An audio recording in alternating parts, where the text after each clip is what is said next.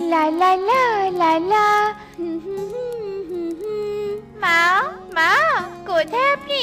আসুন, আমার রান্না শেষ, খেতে আসুন। বাহ বৌমা, তোমার রান্নার কি সুবাস বেরিয়েছে। মনে হচ্ছে আজ রান্না করা খাবারের অনেক স্বাদ হয়েছে। এ কি খাবার যে খাবো, কলসিতে তো জল নেই। ছোট বৌমা, যাও নদীর ঘাট থেকে এক কলসি জল নিয়ে এসো তো। কি? আমি আনতে যাবো নদীর জল? অসম্ভব। মা, আপনি কি চোখে দেখছেন না আমি এখানে বসে সাজুগুজু করছি? ওসব জল টল নিয়ে আসতে পারবো না। ছোট বৌমা, তুমি বসে বসে এসবই করো? কি দেখে যে ছেলেটা তোমাকে বিয়ে করেছিল বাপু, অকর্মা ঢেকি কোথাকার। বড় বৌমাকে দেখেও তো কিছু শিখতে পারো। বেচারি কত কাজ করে, কত ভালো। থাক না মা, চিৎকার চেঁচামেচি করবেন না। আপনি একটু বসুন, আমি জল নিয়ে আসছি। না না না না, তোমাকে কোথাও যেতে হবে না। এমনিতেও সকাল থেকে হাত পুড়িয়ে রান্না করলে, আবার টোনা মাঠে কাজ করতে গিয়েছে, তার জন্য খাবার নিয়ে যাবে। কত কাজ তোমার, আমি জল নিয়ে আসছি। এই বলে মিনু কলসি নিয়ে বেরিয়ে পড়ে। আর মুন্নি টুনিকে বলে ওঠে, ভালো তো কাজকর্ম দেখিয়ে শাশুড়িকে বসে আনার চেষ্টা করছিস টনি। আমি কি কিছু বুঝি না? তুই নিশ্চয়ই শাশুড়িকে ভুলিয়ে ভালিয়ে তার কাছ থেকে টাকা পয়সা আদায় করতে চাস, তাই না? ছি ছি, এসব কি বলছিস? এবারের বউ আমি, সংসারে কাজ করা আমার দায়িত্ব। তোর মতো বসে থাকতে তো আমি পারি না। কি বললি? আমি বসে থাকি? এই অপবাদ দিলি তুই? আজ আসুক টোনা, তোর নামে বিচার দিয়ে বাড়িতে আজ একটা হেস্তনেস্ত করব। এই বলে মুন্নির রাগে গজগজ করতে করতে নিজের ঘরে চলে যায়। এই তো নদীর ঘাটে এসে পৌঁছেছি। যাই, তাড়াতাড়ি এক কলসি জল তুলে নিয়ে বাড়িতে চলে যাই।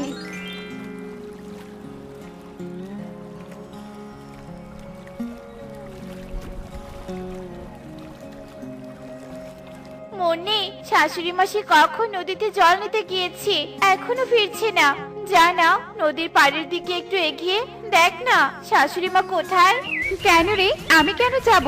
শাশুড়ি মা তো সব সময় তোর গুণগান করে। তা তুই যা না খুঁজতে, আমি বাবু বিছানা থেকে কোথাও যাব না। আমারও তো শাশুড়ির প্রতি দরদ নেই বাবা। যা যা, এখান থেকে চলে যা। মুন্নি, এসব তুই কি বলছিস? উনি আমাদের মা, ওনার প্রতি দরদ দেখাবো না তো কার প্রতি দরদ দেখাবো? আমি শাশুড়ির খোঁজে গেলাম। এই বলে টুনি বাসা থেকে বেরিয়ে যায়। আর নদীর পাড়ের দিকে আসতেই আটকে ওঠে। দেখে যে মিনুর পুরো শরীর নীল হয়ে আছে। টুনি তাড়াতাড়ি মিনুর কাছে গিয়ে বলে, মা! এ কি মা, আপনার কি হয়েছে? পুরো শরীর নীল কেন? আরে আরে, হাতে সাপে কাটার দাগ। তার মানে কি শাশুড়ি মাকে সাপে কেটেছে? হায় হায় রে, কি করি এখন? কার কাছে সাহায্য চাই? কেউ কি আশেপাশে আছো? কেউ কি আছো? কত বেলা হয়ে গেছে, বড় বউ ছোট বউ কেউই আজ মাঠে খাবার নিয়ে এলো না। খিদেতে পুরো শরীর আমার অবশ হয়ে যাচ্ছে। আশেপাশে কি কেউ নেই? সাহায্য করো, সাহায্য করো। এ কি, টুনির কণ্ঠ শুনতে পেলাম মনে হয়। টুনি এমন চিৎকার করছে কেন? কোথায় টুনি, দেখি তো। এ কি টুনি, তুমি এখানে? আরে আরে, মায়ের কি হয়েছে টুনি? এমন নীল বর্ণ ধারণ করেছে কেন? মা, মা! ওগো, মা নদীর পাড়ে জল নিতে এসেছিল। মনে হয় সাপে কামড়িয়েছে। মাকে বাঁচাও গো, যে করে হোক মাকে বাঁচাও। ওই তো একটা ঠেলা গাড়ি পড়ে আছে। চলো চলো, মাকে উঠিয়ে বাড়িতে নিয়ে যাই। এই বলে টোনাটুনি ঠেলা গাড়ি এনে মেনুকে ঠেলা গাড়িতে তুলে বাসায় নিয়ে যায়। কি হয়েছে, কি হয়েছে শাশুড়ি মায়ের? পুরো শরীর নীল কেন? মুন্নি, আমার মাকে সাপে কেটেছে। তোমরা দুজন আমার মাকে দেখে রেখো, আমি এক্ষুনি একজন সাপুরিয়াকে ডেকে নিয়ে আসছি। এই বলে টোনা চলে যায়। আর কিছু সময় পার হতে না হতেই টোনা ঈগল সাপুরিয়াকে ডেকে নিয়ে আসে। টোনা, এই চিহ্ন দেখে আমি বুঝতে পেরেছি এটা বিষ্ণাগের ছগলের চিহ্ন। আমি যতই বিন বাজাই না কেন, বিষ্ণাগ কিছুতেই বিষ তুলে নিতে আসবে না। তাই তোর মায়ের শরীর থেকে বিষ নামবে না। যদিও বা এখন দেহে প্রাণ আছে, কিন্তু আজ দিনের মধ্যে শরীর থেকে বিষ না নামালে তোর মা একদম মৃত্যুবরণ করবে। হায় হায়, শাশুড়ি মা মরে যাবে। হায় হায় রে, শাশুড়ি মার সোনার গহনাগুলো দিয়ে গেল না রে। ছি মুন্নি, ছি, এসব কি বলছিস তুই? তোর মুখে কোনো কিছু আটকায় না। টোনা, মা এভাবে আমাদের ছেড়ে যেতে পারে না টোনা। সাপুরে এই গোল, কিছু তো উপায় থাকবে মায়ের শরীর থেকে বিষ নামানোর। দয়া করে বলুন, দয়া করুন। হ্যাঁ, একটা উপায় আছে। উত্তরের গহীন বন পেরিয়ে এক খরস্রোতা নদী আছে। সেই নদী পেরিয়ে একটা সোনার পাহাড় আছে। সেই পাহাড়ের চূড়ায় নীলমণি চকচক করছে। সেই নীলমণি আজ দিনের মধ্যে এনে যদি তোর মায়ের নীলবর্ণ শরীরে স্পর্শ করাতে পারিস, তবে তোর মা একদম ভালো হয়ে যাবে। আমি যাব ওই সোনার পাহাড়ের খোঁজে। যে কোনো মূল্যেই হোক আমি নীলমণি নিয়ে আসব। সোনার পাহাড়? নিশ্চয়ই সেখানে অনেক সোনা থাকবে। ওরে বাবারে বাবা, ওই সোনার পাহাড় থেকে যদি অনেক সোনা নিয়ে আসতে পারি, তবে কত গহনা বানাতে পারবো। সবাইকে আমি আমার সোনার গহনার অহংকার দেখাতে পারবো। মুন্নি মনে মনে এই কথা ভেবে বলে ওঠে, আমিও যাবই সোনার পাহাড়ে, আমিও যাব। তা বেশ মুন্নি, চল আমার সাথে। ওই সোনার পাহাড়ের নীলমণি নেয়ার সময় কোনো বিপদে পড়লে দুজনে মোকাবেলা করতে পারবো, আর দিন ফুরানোর আগে ফিরে আসবো। টোনা, তুমি মাকে দেখে রেখো, আমরা এই যাবো আর আসবো। এই বলে টুনি মুন্নি বাসা থেকে বেরিয়ে পড়ে আর তাদের বন পেরিয়ে উত্তরের গহীন বনে ঢুকে পড়ে। মুন্নি, আমরা উত্তরের গহীন বনে ঢুকে পড়েছি। এবার খরস্রোতা নদী পার হলেই সোনার পাহাড়। চল চল, তাড়াতাড়ি উড়ে চল। দিনের আলো থাকতেই নীলমণি নিয়ে আসতে হবে। তুই থাক তোর এই নীলমণির চিন্তায়। আমি তো বাপু যাচ্ছি সোনার আশায়। যাব আর অনেক সোনা নিয়ে আসবো, অনেক সোনা। টুনি আর মুন্নি দ্রুত উঠতে থাকে। উঠতে উঠতে খরস্রোতা নদী পার হয়ে সোনার পাহাড়ে চলে আসে। মুন্নি, আমরা সোনার পাহাড়ে চলে এসেছি। তাড়াতাড়ি নীলমণি খুঁজতে হবে। আরে আরে, ওই দেখ পাহাড়ের চূড়া নীলমণি। মুন্নি, নীলমণি নিয়ে যাওয়ার জন্য তো কোনো কিছু নিয়ে আসিনি। যা যা, তুই একটা ঝুড়ির ব্যবস্থা কর, আমি ততক্ষণে নীলমণি পাহারা দেই। আচ্ছা ঠিক আছে। এই বলে মুন্নি ঝুড়ি খুঁজতে যায় আর টুনি নীলমণির পাশে দাঁড়িয়ে নীলমণি পাহারা দেয়। কিছুক্ষণ পর মুন্নি একটা ঝুড়ি নিয়ে আসে আর ঝুড়ির মধ্যে সোনার পাহাড়ের সোনার খণ্ডগুলো তুলতে থাকে। কি করছিস মুন্নি? কি অন্যায়! সোনার খণ্ডগুলো নিচ্ছিস কেন? চুপ কর, আমি এই সোনা নেয়ার জন্যই এখানে এসেছি। শাশুড়ির ওপর দয়া দেখিয়ে নীলমণি নিতে আসেনি, বুঝেছিস? কত সোনা চারদিকে, সোনার সোনা। সব সোনা নিব আজকে আমি। এই বলে মুন্নি সোনার খণ্ড দিয়ে পুরো ঝুড়ি ভর্তি করে আর ঝুড়ি নিয়ে চলে যায়। আর টুনি নীলমণি পায়ে আঁকড়ে নিয়ে উড়ে চলে যায়। টুনি আর মুন্নি যখন খরস্রোতা নদীর মাঝে চলে আসে, ঠিক তখনই নদীর মাঝে ঝড় ওঠে। টুনি আর মুন্নি সেই ঝড়ের মধ্যে আর কিছুতেই ডানা মেলে উঠতে পারে না। আরে, হঠাৎ কোথা থেকে ঝড় আসছে? কিছুতেই তো তাল সামলাতে পারছি না। তাল হারিয়ে খরস্রোতা নদীতে পড়ে গেলেই তো সর্বনাশ। স্রোতের টানে ভেসে যাব। মুন্নি, তাড়াতাড়ি এই ঝড় অতিক্রম করার চেষ্টা কর, তাড়াতাড়ি। সোনার খণ্ডের ঝুড়ির ভারে আমি কিছুতেই উঠতে পারছি না। ডানা ঝাপটাতে ঝাপটাতে ব্যথা হয়ে গেল। মুন্নি, সোনার খণ্ডের ঝুড়ি ফেলে দে, ফেলে দে। না, আমি আমার জীবন দিয়ে দিব, তবুও এত সোনা আমি হারাতে পারবো না। একথা বলার সাথে সাথে মুন্নি ঝড়ের মোকাবেলা করতে না পেরে সোনার খণ্ডের ঝুড়ির সাথে খরস্রোতা নদীতে পড়ে যায়। আর চোখের নিমিষে মুন্নি কোথায় যে ভেসে যায় টুনি তা দেখতেই পায় না। আর এই ঘটনা ঘটার পর ঝড় থেমে যায়। মুন্নি, কোথায় ভেসে গেলি? কেন তুই লোভ করতে গেলি? দেখ, লোভের পরিণতি কি হলো। সোনার খণ্ডও পেলি না, জীবনও ফেরত পেলি না। কেন বুঝলি না? লোভে পাপ, পাপে মৃত্যু। এই বলে টুনি নীলমণি নিয়ে বাড়িতে ফিরে আসে। টুনির সাথে মুন্নিকে না দেখে টোনা বলে, এ কি টুনি, মুন্নি কোথায়? বলছি, সব বলছি। তার আগে দিন আর বেশি নেই। তাড়াতাড়ি এই নীলমণি মায়ের শরীরে স্পর্শ করো। টুনির কথায় টোনা মিনুর শরীরে নীলমণি স্পর্শ করতে মিনুর শরীরের নীল বর্ণ কেটে যায় আর মিনু বেঁচে ওঠে। একই, আমি বেঁচে ফিরেছি। মা, মা, তুমি কথা বলছো? যাক, এবার সব বিপদ কেটে গেল। বলো টুনি, এবার মুন্নির কথা বলো। বলছি, সব বলছি। এই বলে টুনি মুন্নির লোভের ব্যাপারে সব খুলে বলে। সব শুনে টোনা বলে, মুন্নি তার লোভের শাস্তি পেয়েছে। আর টুনি, তুমি এ বাড়ির বড় বউ হিসেবে অনেক বড় দায়িত্ব পালন করেছো। তোমার মতো এত উদার কেউ হয় না। তুমি এ বাড়ির যোগ্য বড় বউ। আজ থেকে এ বাড়ি আমি তোমার নামে দিয়ে দিব।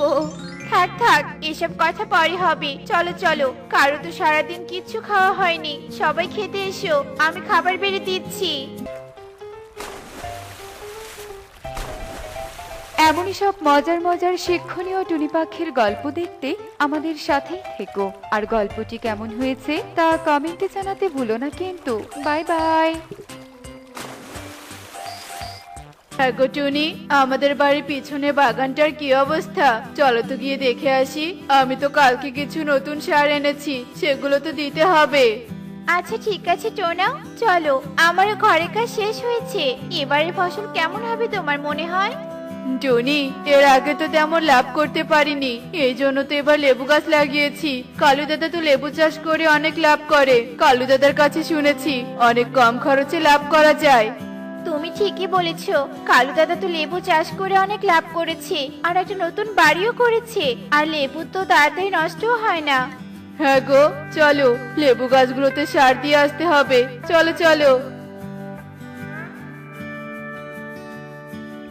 আরে আরে, লেবুর গাছগুলোতে তো অনেক সুন্দর ফুল ফুটেছে, দেখতে অনেক সুন্দর লাগছে। আর কয়েকদিন অপেক্ষা করলে এরপর লেবুগুলো অনেক বড় হতে শুরু করবে। টোনা, তুমি ওই দিক থেকে সার দেওয়া শুরু করো, আর আমি এদিক থেকে দিচ্ছি। এরপর পানিও দিব বেলা বাড়ার আগেই।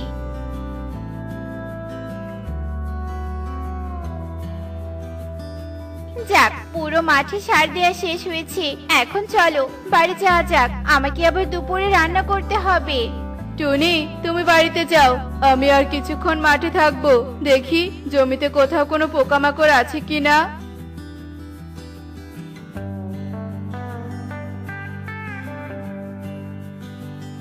আরে টোনা নাকি? তা এবার কি ফসল ফলাচ্ছিস? হ্যাঁ গো কালু দাদা, আমার তো এর আগের বার ভারী লোকসান হয়েছিল। এজন্য এবার তোমার দেখা দেখি আমার জমিতেও লেবু গাছ লাগিয়েছি। লেবু গাছে কিছু ফুলও চলে এসেছে। ও আচ্ছা, আমার কাছে তো এখনো ফুলই এলো না। তুই কিভাবে যত্ন করছিস যে এত তাড়াতাড়ি লেবু গাছে ফুল চলে এলো? কালু দাদা, তেমন কিছুই না। আমি যেভাবে প্রতিবার জমিতে ফসল ফলিয়েছি সেভাবেই করছি। তবে মনে হয় কি জানো, লেবু গাছে বেশি যত্নের প্রয়োজন হয় না, এমনিতেই তাড়াতাড়ি গাছ বড় হয়ে যায় আর ফুল ফলও দিতে শুরু করে। তাহলে তো ভালো। ঠিক আছে, আমি গেলাম রে টোনা। আমি এই বনে একমাত্র লেবু ব্যবসায়ী। আমি থাকতে অন্য কেউ লেবু বিক্রি করবে, এটা আমি কখনোই হতে দিব না। এর আগের বছরে আমি কত লাভ করেছি, সেই দেখা দেখি টোনাও লেবু গাছ লাগিয়েছে। দেখাচ্ছি বেটাকে। কাকুলি, আমাকে তাড়াতাড়ি জল খাবার দাও। আমাকে মাঠে যেতে হবে, এরপর দেখতে হবে আমার লেবু গাছগুলোর কি অবস্থা। কালু, তোমাকে এত চিন্তিত দেখাচ্ছে কেন? আর দুপুরবেলা মাঠে গিয়ে কি করবে? তুমি জানো, টোনা তার জমিতে লেবু চাষ শুরু করেছে। ওর গাছগুলোতে ইতিমধ্যে ফুলও চলে এসেছে। কয়দিন পর হয়তো বা ফলও চলে আসবে। আমার কাছে এখনো ফুলই এলো না। হয়তো ধীরে ধীরে আসবে। এত তাড়া কিসের? তুমি ভালো করে যত্ন নিলেই হয়। তাই বলে এত দুপুরে মাঠে যেতে হবে? না কাকুলি, তুমি বুঝতে পারছো না। যদি আমার আগে টোনার জমিতে লেবু চলে আসে, তাহলে টোনা বেশি দামে লেবু বিক্রি করতে পারবে। আমাদের তাহলে এবছর লাভ হবে না। কালু, এসব তুমি কি বলছো? তুমি তো বলেছিলে আমাকে এবার গহনা বানিয়ে দেবে। আমার এবার গহনা চাই চাই। সেজন্যই তো বলছি, তুমি খাবারটা তৈরি করো, বাকিটা আমি দেখে নিচ্ছি। এরপর কালু খাওয়া দাওয়া শেষ করে মাঠে চলে যায়। কালু কাজ করতে করতে বিকেল হয়ে যায়। সারাদিন কাজ করছি, এত যত্ন নিচ্ছি, তারপরেও যদি আমার গাছের লেবুর আগে ওই টোনার গাছের লেবু হয় তাহলে কি হবে? না না, এটা হতে দেয়া যাবে না। কি করা যায়, কি করা যায়? বুদ্ধি পেয়েছি।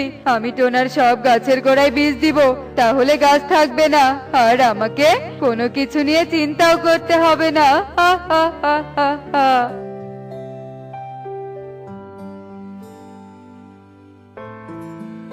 এরপর রাতে কালু একটা বিষের বোতল নিয়ে টোনার জমিতে চুপি চুপি ঢুকে পড়ে।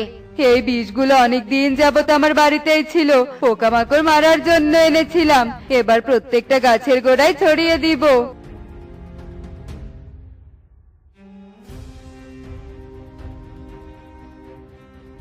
কাজ হয়েছে, এবার অপেক্ষা করার পালা।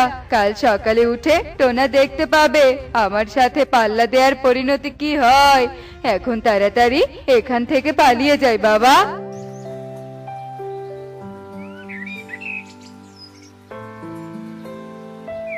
হায় হায় রে, এ কি হয়ে গেল আমার? টুনি, কোথায় গেলে? এদিকে এসে দেখে যাও।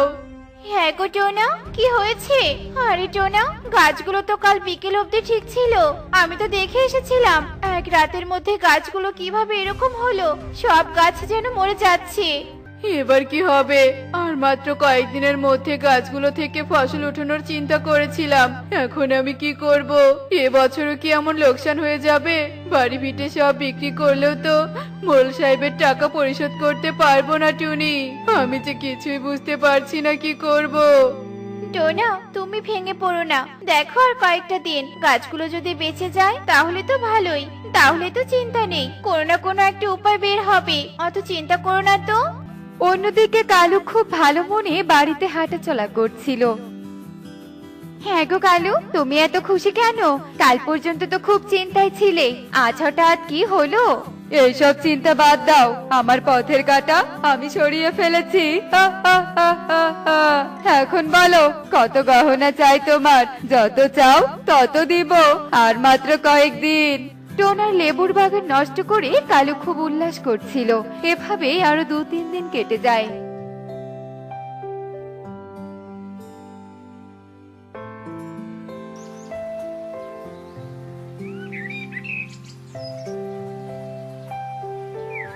টনি, এবার তো আমাকে কিছু একটা করতে হবে। সব গাছ তো দেখছি শুকিয়ে কাঠ হয়ে গিয়েছে। না গো টুনি, এইভাবে বসে থাকলে হবে না। আমাকে আবার চাষ করতেই হবে। ডাল ভাত খেয়ে তো বাঁচতে হবে, বলো। টোনা, তাই তো দেখছি। ভেবেছিলাম গাছগুলো বেঁচে উঠবে, কিন্তু এগুলো তো একদম মারা গিয়েছে। আর কি আর করার, সবচেয়ে কম সময়ে আমরা লাউ কুমড়ো চাষ করতে পারবো। শোনো টোনা, আমার কাছে কিছু জমানো টাকা আছে, তুমি সেগুলো নিয়ে গিয়ে বীজ আর সার নিয়ে এসো। যাও, আর সময় নষ্ট করলে হবে না। আচ্ছা ঠিক আছে টুনি, দাও। কি আর করার, কোনো তো উপায় নেই। এরপর টোনা টুনির জমানো টাকা দিয়ে কিছু লাউ কুমড়োর বীজ কিনে নিয়ে বাড়িতে যাওয়ার পথে একটা লেবুর গাছ দেখতে পায়। আরে আরে, দেখে তো মনে হচ্ছে এটা একটা লেবুর গাছের চারা।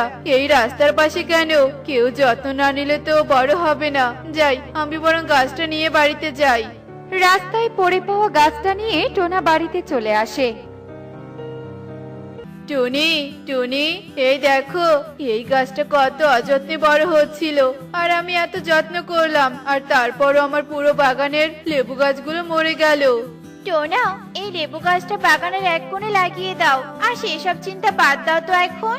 টোনা আর টুনি তাদের নতুন বাগানের গাছগুলোর সাথে সেই লেবু গাছটিও বাগানে লাগিয়ে দেয়, আর গাছটির খুব যত্ন নিতে থাকে।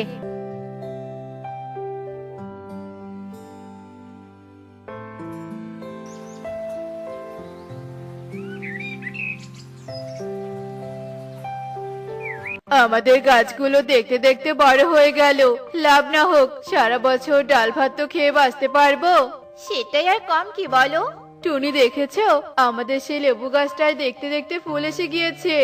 দেখেছি, গাছটিতে ভালো করে পানি দিচ্ছি, তাড়াতাড়ি যেন লেবু হয়ে যায়। এই লেবুগুলো তো বিক্রি করা যাবে না, অন্তত নিজেরা তো খেতে পারবো। টোনা তার বাগানের সবজিগুলো বিক্রি করে আর সংসার চালাতে থাকে। অন্যদিকে কাকুলি, দেখেছো আমার লেবু বাগানে কত লেবু ধরেছে? ওই টোনা চেয়েছিল আমার সাথে পাল্লা দিতে। হা, হা, হা, হা, হা। এখন তো আমার লেবু ছাড়া বাজারে কোনো লেবু নেই। এখন তো আমি লেবু বিক্রি করে অনেক ধনী হয়ে যাব। হা, হা, হা, হা, হা। আর আমার কাছে থাকবে সবচেয়ে দামি গহনা। এভাবে কয়েকদিন কেটে যায়।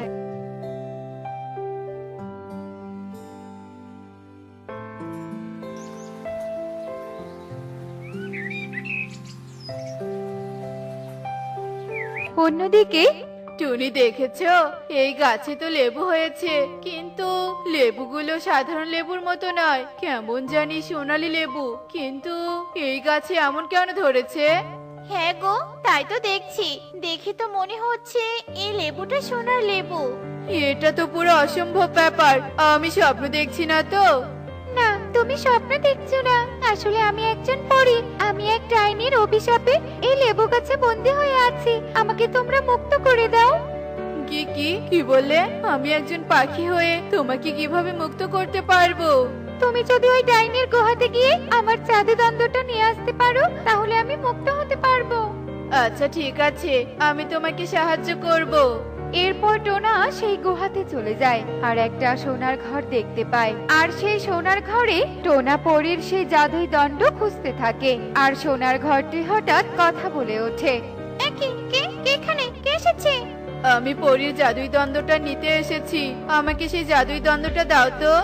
আমি তোমাকে জাদুই দণ্ড দিতে পারি, তবে একটা শর্তে। যদি তুমি আমার একটা প্রশ্নের উত্তর দিতে পারো, তাহলে আমি তোমাকে পরীর ওই জাদুই দণ্ডটা দিয়ে দেব। আচ্ছা ঠিক আছে, বলো কি সেই প্রশ্ন? এরপর সোনার ঘর টোনাকে একটা ধাঁধা ধরে আর টোনা সেই প্রশ্নের উত্তর দিয়ে পরী জাদুই দণ্ডটা নিয়ে পরীকে মুক্ত করে দেয়। অন্যদিকে পরী মুক্ত হয়ে টোনার লেবুর বাগান নষ্ট হওয়ার ঘটনা জাদুদণ্ডের মাধ্যমে দেখায় আর কালুর সব গাছের লেবু নষ্ট করে দেয়। আর টোনা পরীকে মুক্ত করার জন্য পরী খুশি হয়ে সেই সোনার লেবুর গাছটা উপহার দেয় আর পরী সেখান থেকে চলে যায়। তো বন্ধুরা, এমনই সব মজার মজার শিক্ষণীয় টুনি পাখির গল্প দেখতে আমাদের সাথেই থেকো। আর গল্পটি কেমন হয়েছে তা কমেন্টে জানাতে ভুলো না কিন্তু। Bye bye.